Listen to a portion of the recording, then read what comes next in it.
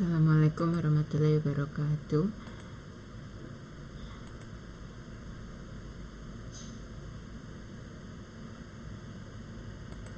Ya, uh, kita lanjutkan mengenai tekanan dengan membahas tekanan pada zat cair. Yang pertama, kita lihat yang berhubungan dengan tekanan zat cair itu adalah hukum Pascal. Ya, hukum Pascal. Pascal ini karena dia yang mengatur, salah satu hukumnya itu yang mengatur tekanan, maka satuannya juga dipakai sebagai satuan tekanan. Oke, kalau kita lihat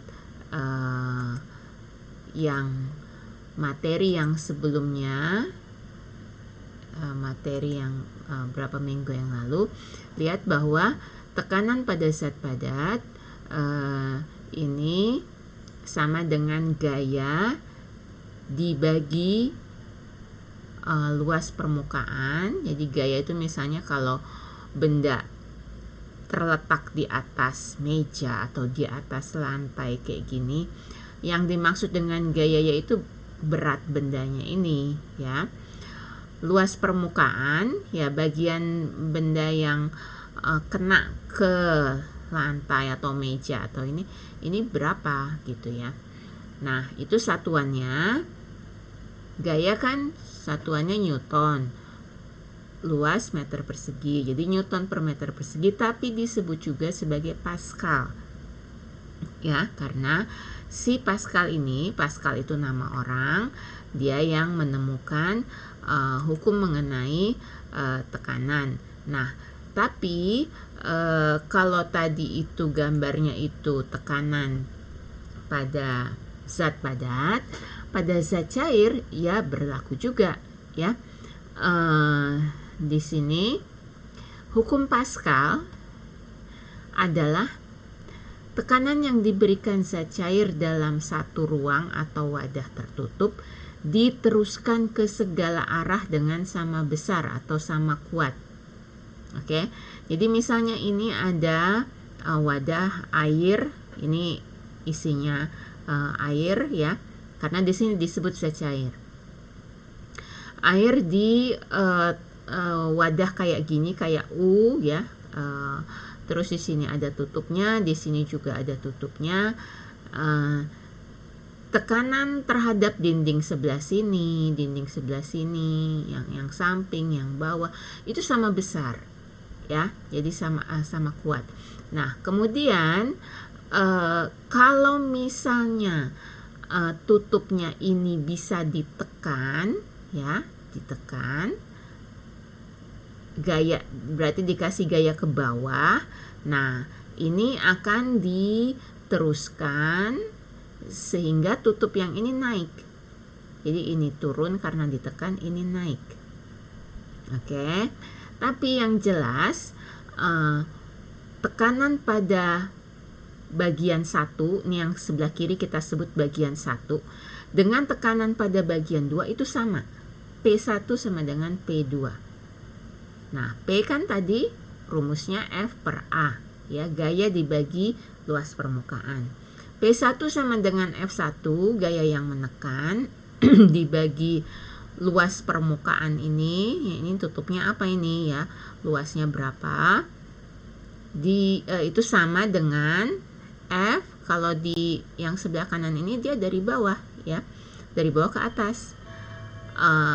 Menekannya kemana, ya, kan menekan permukaan yang jadi tutupnya ini, sama dengan F gaya tekan ke atas dibagi luas permukaan tutup yang ini, ya. F1 per A1 sama dengan F2 per A2. Ini hukum Pascal. Hukum Pascal, tekanan yang diberikan zat cair ke segala arah itu sama besar. Nah, kemudian penerapannya, kalau lihat penerapannya mungkin baru kalian bilang, oh iya, ini kan sering kita lihat. Yang pertama, dongkrak hidrolik. ya, dongkrak hidrolik. Namanya dongkrak itu untuk mengangkat sesuatu. Biasanya yang sering kita lihat itu untuk mengangkat mobil. Nah, ada macam-macam dongkrak mobil. Salah satunya kayak gini nih, ya. Jadi ini ditekan sehingga yang ini naik, ya. Jadi bukannya mobilnya kita angkat, kita taruh tangan kita di bawah sini terus diangkat, tapi enggak. Ini jadi salah satu alat untuk memudahkan pekerjaan, ya. Ditaruh di sini, ya, permukaan kayak tiang gini, terus orangnya tinggal kayak mompa aja di sini, ya. Jadi ini naik, mobilnya naik karena salah satu dari besinya ini naik. Nah, ini sama juga dengan yang kita lihat di tempat pencucian mobil, ya. Di tempat cuci mobil itu kan biasanya orang pengen mobilnya tuh dicuci bagian bawahnya juga, ya, kena lumpur, kena becek segala. Tapi kan susah kalau mobilnya itu tetap di atas tempat parkir kayak gini.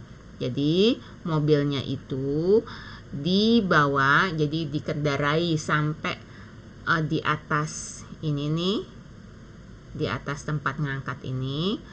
Udah di situ baru supirnya turun. Nah, terus baru ini sebelah sini dikasih tekanan. Jadi alat yang jadi alas mobil itu keangkat, ya. Lihat, hampir sama dengan ini. Jadi yang ditekan yang di sini mobilnya keangkat. Ini juga, ya, di tempat cuci mobil ditekan di sebelah sini mobilnya keangkat. Oke. Lihat, tadi sama F1 per A1 sama dengan F2 per A2. Prinsipnya, cara kerjanya sama aja. Kemudian yang ketiga, rem hidrolik mobil. Nah, ini saya nggak begitu ngerti, tapi kalau kita lihat gambarnya, ya, ini orang yang nyetir mestinya, ya, nekan rem, terus di sini ke mesin yang di dalam, yang di sebelah depan mobil itu, ya. Ini sampai ke bannya, rodanya. Nah, jadi ini penerapan hukum Pascal. Kemudian masih berhubungan dengan tekanan pada zat cair, yaitu bejana berhubungan, konsep bejana berhubungan. Ini konsep bejana berhubungan, permukaan zat cair yang sejenis dalam satu bejana berhubungan selalu mendatar dan sama tinggi. Jadi misalnya kita punya tabung kayak gini nih, ya, tabung bentuk U kayak gini. Terus kita isi air, cairan apapun, mau air putih atau ini biru, mungkin biru itu spiritus kali atau apa, atau sirup atau macam-macam lagi cairan. Nah, misalnya kita tuang dari sini, ya, di sini akan naik. Oke, selama ininya kebuka, ya, kebuka atau, ya, berarti kan tekanannya sama, tekanan 1 atmosfer. Di sini dia akan naik. Akhirnya kalau misalnya kita sudah berhenti nuang, dia sama, ya, rata. Begitu juga kalau nggak cuma sekedar 2 cabang gini, tapi ada lebih, ada banyak, terus udah gitu bentuknya beda-beda lagi, ya. Ini lebih besar, ini lebih kecil, ini ada buletannya, ini ada buletannya 2. Lihat, dituang air, maka kalau sudah selesai semuanya akan sama, rata. Mau dimiringin, jadi misalnya ini bejana yang bentuknya aneh ini kita angkat, terus kita ganjel di sini bawahnya supaya dia miring. Nah, tetap aja nanti dia bakalan rata juga, ya. Jadi cuma wadahnya aja yang miring, ya, karena diganjel, emang sengaja dimiringin dan diganjel. Tapi permukaan airnya bakalan rata. Ya, ini konsep bejana berhubungan. Apa yang berhubungan ya ini. Jadi satu cabang ini disebut bejana berhubungan. Bagian bawahnya itu berhubungan.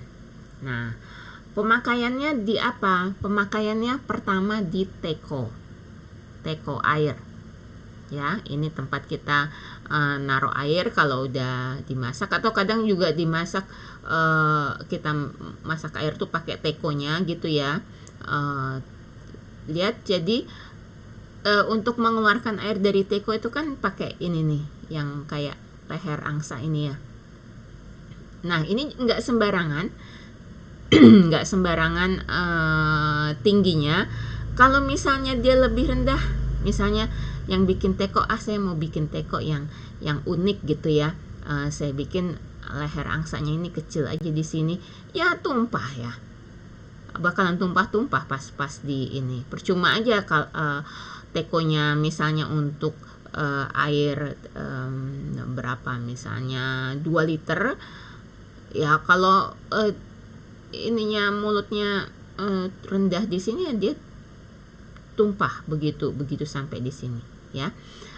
Tapi lihat, ini karena dia lebih tinggi atau sama tinggi, maka dia akan pakai konsep bejana berhubungan tadi ya. Ini bentuknya kayak gini ya, bentuk teko, ini bentuk leher angsa tadi, rata dia. Jadi jangan sampai mulutnya ini lebih rendah dari permukaan paling tinggi dari teko ini. Begitu juga dengan menara air yang biasa dipakai di rumah-rumah itu, tower itu. Tower ya ininya ya, apa namanya, ya menara juga kerangkanya ini tabung air ditaruh di situ. Itu juga pakai konsep bejana berhubungan. Nah, berikutnya masih mengenai tekanan zat cair, masih ngurusin tekanan zat cair. Makanya ini satu materi sendiri, yaitu hukum Archimedes. Bunyinya, suatu benda yang dicelupkan sebagian atau seluruhnya di dalam zat cair. Jadi misalnya kita naruh benda apa gitu misalnya kita punya baskom isi air gitu ya, terus kita taruh benda di atasnya, akan mengalami gaya apung yang besarnya sama dengan berat zat cair yang dipindahkan atau didesak oleh benda tersebut ya. Jadi kalau benda yang kita masukkan ke dalam baskom isi air itu cukup berat, bahkan kita lihat kayaknya ada air yang minggir gitu kan ya, yang tersampingkan, didesak istilahnya di sini. Nah, apa yang disebut dengan gaya apung? Gaya berarah ke atas ya, gaya yang arahnya ke atas, yang timbul saat satu benda dicelupkan ke dalam air. Jadi gaya apung ya, yang disebut gaya apung ya gaya ke atas itu. Nah, ini gambarnya ya. Tadi kan ada gaya apung, itu di sini kita kasih nama FA. Berat benda di sini kita kasih nama W. Jadi benda terapung ya, dia ada di sini di permukaan di permukaan zat cair ini. Itu kalau gaya ke atas lebih besar daripada berat benda. Ya. Kemudian bisa juga benda yang kita masukin ke baskom isi air itu tadi, atau ke ember, ini mungkin lebih mirip ember ya. Ke ember isi air ini kita taruh terus dia tenggelam, tapi nggak sampai bawah ya, berarti nggak tenggelam namanya. Lihat, kalau dia tenggelam ya, tenggelam betul-betul sampai bawah, sampai kena ke dasar ember ini, itu berarti gaya ke atas lebih kecil daripada berat benda. Oke, lebih kecil daripada berat benda. Tapi kalau sama, gaya ke atas sama dengan berat benda, maka bendanya itu akan melayang di tengah-tengah. Ngapung enggak, tenggelam enggak, itu di tengah-tengah aja dia. Ya, jadi ini kalau gaya ke atas lebih besar dari berat benda, dia ngapung. Sama, dia melayang, istilahnya tenggelam kalau gaya apungnya lebih kecil dari berat benda. Nah, konsep mengapung, tenggelam, dan melayang ini dipakai di mana-mana ya, di banyak alat. Di antaranya kapal laut.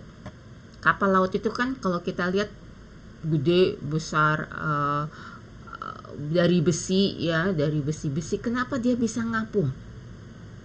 Oke, kenapa dia bisa terapung di permukaan laut? Ya, karena gaya yang diberikan oleh laut ke atas itu lebih besar daripada berat si kapal laut ini. Oke. Kemudian, nah mungkin lebih jelas pemakaian mengapung, tenggelam, dan melayang itu di kapal selam. Jadi di kapal selam itu ada satu ruangan, bisa jadi satu kamar, namanya kapal ya pasti ada kamar-kamar gitu ya. Satu ruangan yang isinya itu air, diisi air. Diisi air kalau dia mau tenggelam. Jadi kapal selam itu bisa terapung ya, jadi waktu dia dinaikin sama penumpangnya, kaptennya apa segala itu jelas waktu dia ngapung ya. Nah, waktu dia terapung, waktu dia di pelabuhan muncul di atas permukaan laut, itu ruangan yang isi air tadi itu dikosongin ya, airnya dikeluarkan.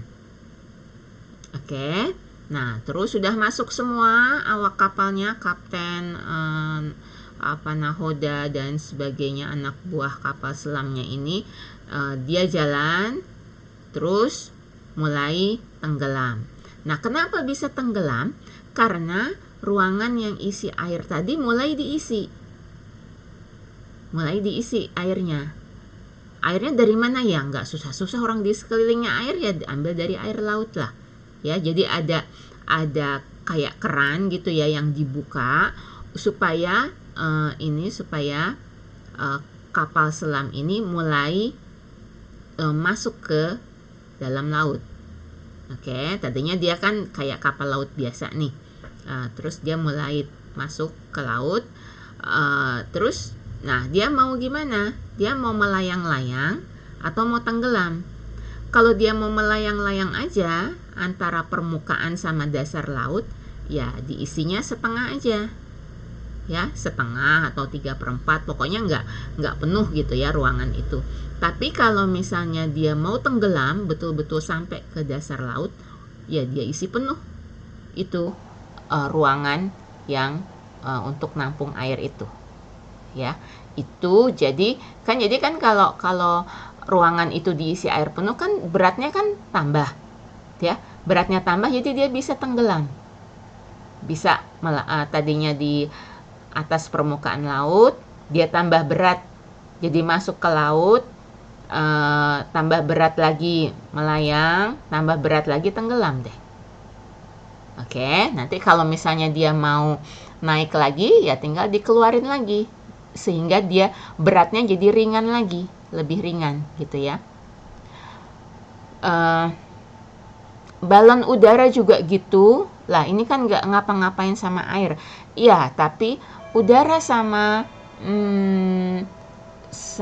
air itu sama dalam hal dua-duanya merupakan zat yang mengalir atau disebut juga fluida ya, zat yang mengalir. Itu bisa air, bisa udara ya.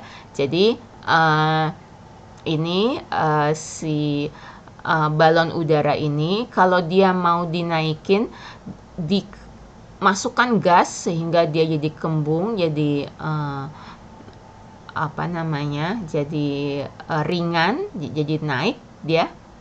Ya, ingat kalau dia ringan dia naik. Prinsipnya itu aja, ringan dia naik. Nah, nanti terus pas udah mau turun lagi, dikeluarkan gasnya, jadi dia berat lagi ininya. Si bahan dari balonnya ini, sehingga dia turun. Oke, pokoknya ringan naik, berat turun. Terus galangan kapal. Ya, ini sebenarnya kurang ya. Galangan kapal itu biasanya bentuk U. Walaupun ya bisa juga sih kayak gini. Yang namanya galangan kapal itu biasanya dipakai kalau kapal itu mau dibetulin, mau diservis, mau kayak kita masukin mobil ke bengkel gitu ya. Kan nggak bisa kalau misalnya kapalnya itu masih di laut, masih